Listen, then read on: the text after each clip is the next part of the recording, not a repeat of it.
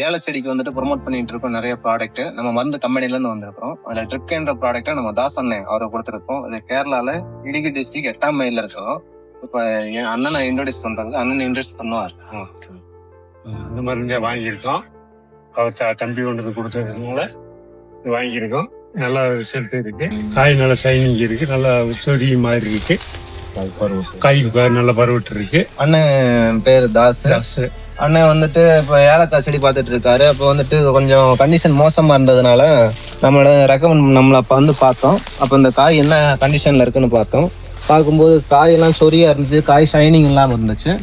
அப்புறம் வந்துட்டு நம்ம ஒரு சில மருந்துகள் ப்ரொமோட் பண்ணதுக்கப்புறமா காயோட ஷைனிங் நல்லா ஆயிடுச்சு, சொரியெல்லாம் மாறிடுச்சு, காய் பெருவட்டு நல்லாவே கொடுத்துருச்சு.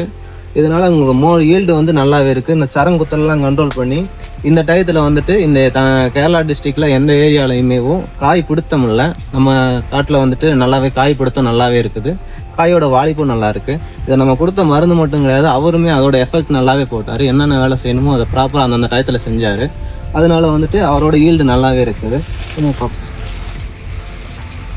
அதனால் இந்த மாதிரி மருந்துகளை வந்துட்டு நீங்கள் அடுத்தவங்களுக்கு ரெக்கமெண்ட் பண்ணுற மாதிரி நம்ம கேட்டுக்கிறோம். அடுத்தவங்களை இந்த மாதிரி இதை வாங்கி அடிங்க. அதனால் உங்களுக்கு வந்து ஈல்டு நல்ல ஈல்டு கிடைக்கும்.